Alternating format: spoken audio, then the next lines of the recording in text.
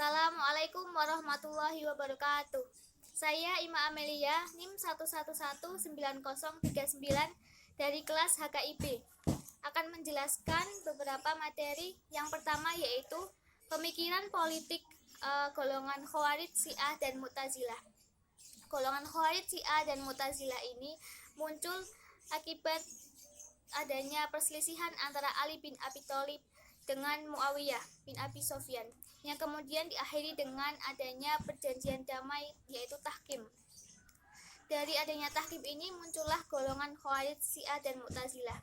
Golongan Khawarij adalah golongan yang tidak setuju dengan adanya tahkim perjanjian Ali dengan Mu'tazilah.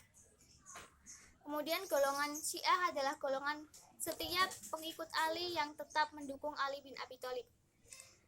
Dan muncul pula golongan Mu'tazilah. Golongan ini adalah golongan yang netral, mereka tidak ikut campur dengan perselisihan antara Ali dengan Muawiyah. Kemudian pemikiran politik golongan-golongan ini yaitu yang pertama pemikiran politik golongan Khawarij. Mereka beranggapan setelah adanya tahkim, Ali bin Abi Thalib melakukan penyelewengan, sehingga golongan Khawarij tidak mengakui kepemimpinan Khalifah Ali setelah adanya tahkim bersama dengan Muawiyah. Kemudian yang kedua golongan Syiah. Golongan Syiah ini golongan yang tetap setia mendukung Ali bin Abi Thalib. Bukan hanya itu, mereka beranggapan bahwa Ali dan keturunan-keturunannya, anak-anaknya seperti anak-anaknya itu adalah yang berhak menduduki jabatan khalifah. Kemudian golongan Mu'tazilah ini netral, mereka beranggapan semuanya berhak menduduki jabatan khalifah asalkan mereka mampu untuk melaksanakannya. Yang kedua yaitu pemikiran yaitu politik di Indonesia. Dilihat dari segi sejarahnya, politik di Indonesia dibagi menjadi 3. Yang pertama yaitu pada masa Orde Lama, kemudian ada masa Orde Baru, dan masa Reformasi. Masa Orde Lama yaitu masa pada tahun 1950 sampai 1959, tepatnya pada Presiden Insinyur Soekarno. Pada masa ini, konstitusi menggunakan Undang-Undang Dasar Sementara Republik Indonesia, yang kemudian pada tanggal 5 Juli 1959 diganti dengan adanya perubahan peraturan yang isinya itu dekret presiden itu yang isinya pembubaran konstitusi dan kembali kepada Undang-Undang Dasar 1945. Kemudian yang kedua masa Orde Baru.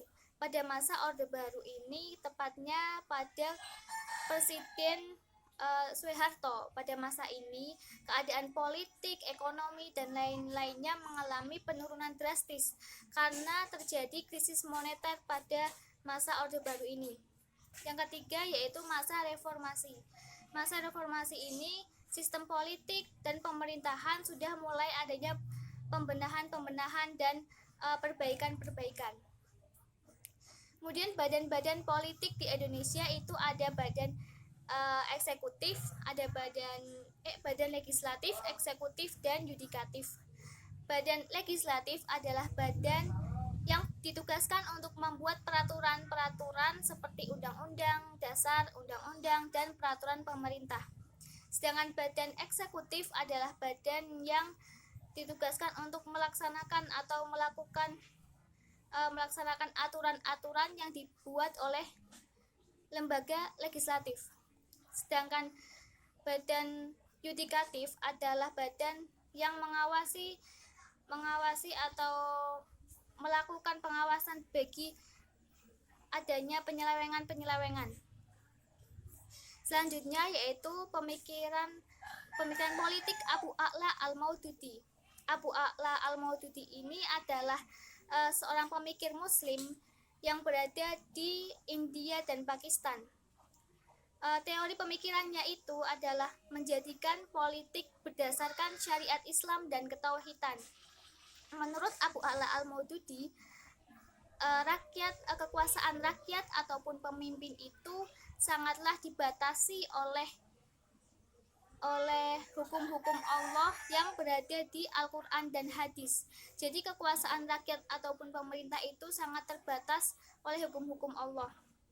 Kemudian kehidupan manusia itu semuanya derajatnya sama di hadapan Allah Subhanahu wa taala. Ya, hanya itu yang dapat saya sampaikan. Kurang lebihnya mohon maaf. Wassalamualaikum warahmatullahi wabarakatuh.